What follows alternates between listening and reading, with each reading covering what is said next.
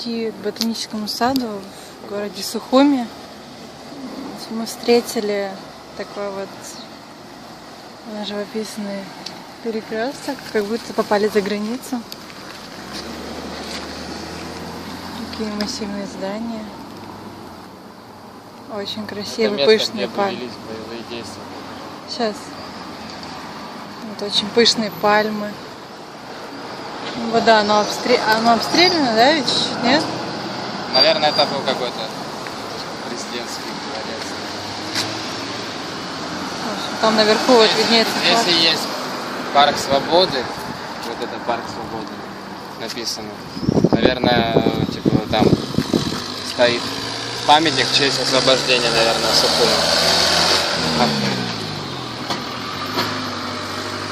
Людей почти не видно.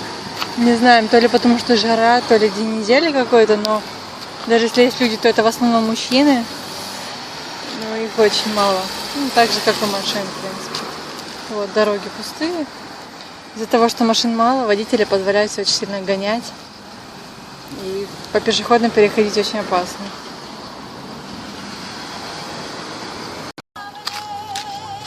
Всем привет! А мы еще в Сухуми. Ну, наверное, завтра отправимся в новый iPhone. Было принято решение командования не идти до нового фона, а отправиться туда на автобусе, наверное. Оставили палатку, идем сейчас купаться. Ходили сегодня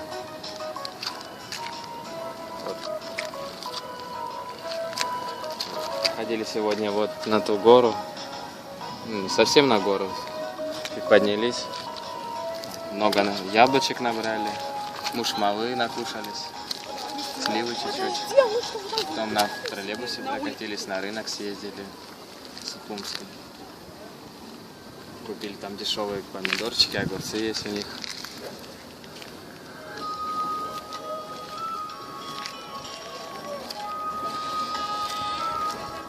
Ну, такой пароходик времен СССР до сих пор сохранился.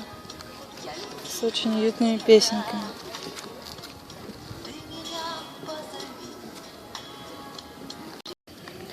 Сегодня мы второй день в Сухуми. И вот первый Горешин костерчик. Очень классный. Мы пьем чаечек с хлебушком. И очень красивый вид на море.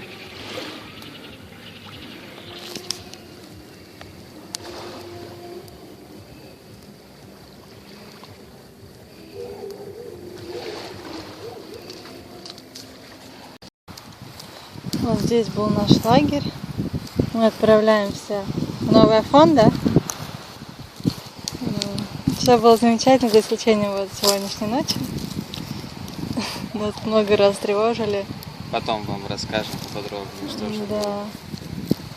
Нас чуть-чуть абхазцы огорчили. В общем, вот здесь было очень уютненько. Вот такой здесь был вид. Здесь мы вечером костерчик вчера жгли. Здесь была та цыганка, или кто.